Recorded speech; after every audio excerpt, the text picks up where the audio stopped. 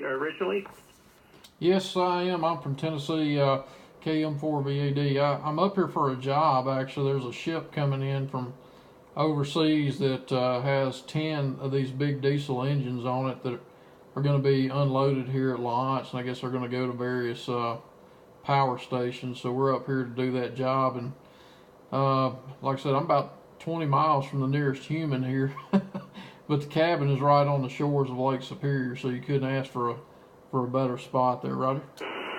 Hey, roger that, roger that. Well, it's gorgeous up there. Of course, Lake Superior is that cold water. You know, definitely the water's cold in Lake Superior, and I've never been there. I have to admit, I have some friends that used to a friend that used to do a lot of fishing up there. It's kind of, you know, it's a little risky going out on that lake.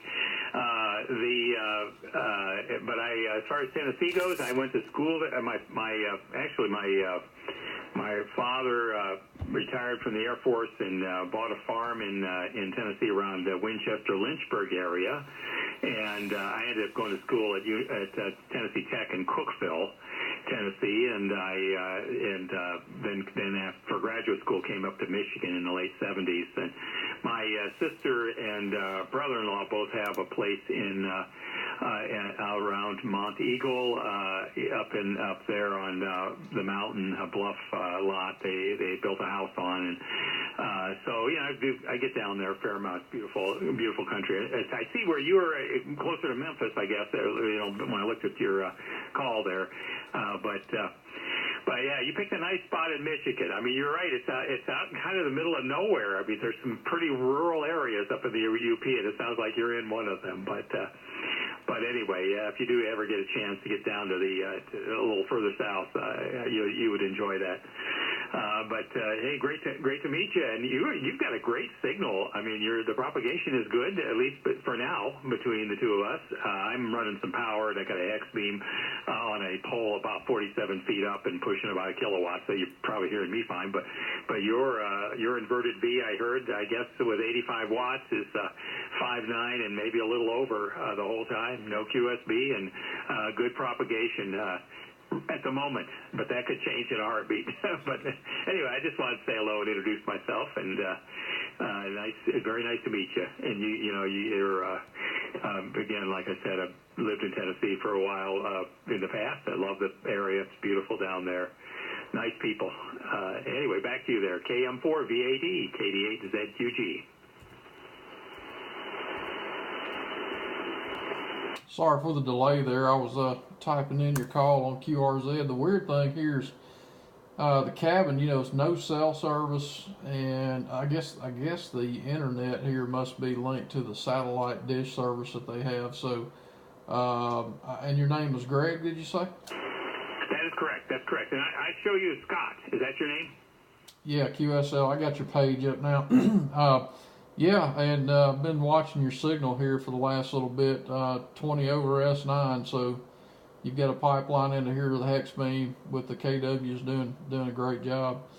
Yeah, I've got a little portable, like a military mast system I carry around with me, and I just got several sections of it up out back here and staked off to the ground, and I got a Chameleon Emcomm II wire antenna that's got a counterpoise on it, so it's pretending to be an inverted V right now. And literally I can throw a stone out of the back door and it would be in the lake, so you couldn't ask for a better view. I'm just wishing that the work would start up here pretty soon. I've been kind of on standby for about 3 or 4 days, but the ship is coming in tonight. It had to go to Duluth first for customs and all the inspections, and she's steaming this way at about 15 knots right now. Okay, roger that. Now, what radio are you using? I mean, I'm looking at your site, and I see you got an iCom 7300, which I have also. That's what I'm on, but curious on what you're running tonight. It is a 7300. I put it in the go box and took it with me. I've got a FT450 Delta in the truck for mobile HF, but yeah, I put the 7300 in the box there. Over.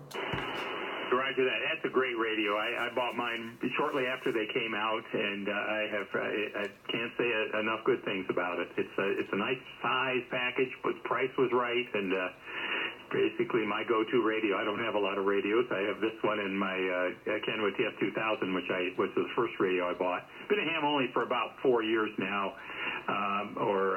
thereabouts.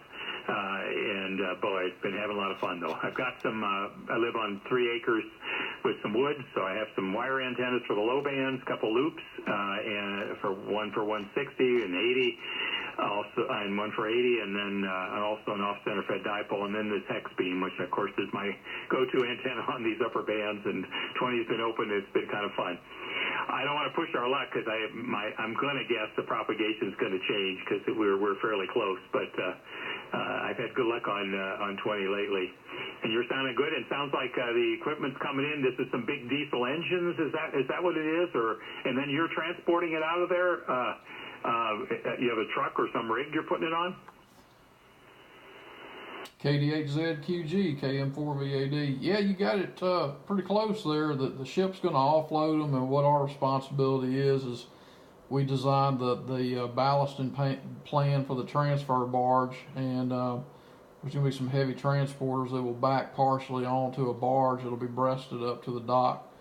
And the ship's drafting too much to get in close to the dock, so that's why we're doing it this method. But yeah, they're big diesels, 660,000 pounds each, and I think 7 of them are heading toward the Marquette area, and the other 3 are heading somewhere up here west of Lawrence. So next few days, hopefully we'll get those things on the land side, and I'll be headed back south. But hey, Greg, enjoyed the QSO, and you've been a solid 10 over S9 the whole time.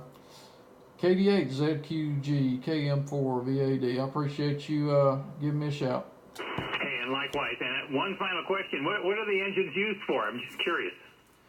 As I understand it, they're going to be producing. They're going to be the mains for producing electricity. They're not backup, so. They're going into an engine room. I think all 7 of them that are heading east are going into a building and going to be coupled up to a generator, and they're going to be producing power. Okay, roger that. All right, that makes sense. I got it. I had to ask because that's a big engine, so it must be something like that. But okay, well, good talking to you, and good luck with that offload. Hopefully, no injuries, and you get that transported to its destination safely. And it was very nice meeting you. I'll put you in my log here. Maybe we'll catch up again when you're back down home. QTH, KM4VAD, KD8ZQG 73, and good evening. 7-3, Greg, KM4VAD clear.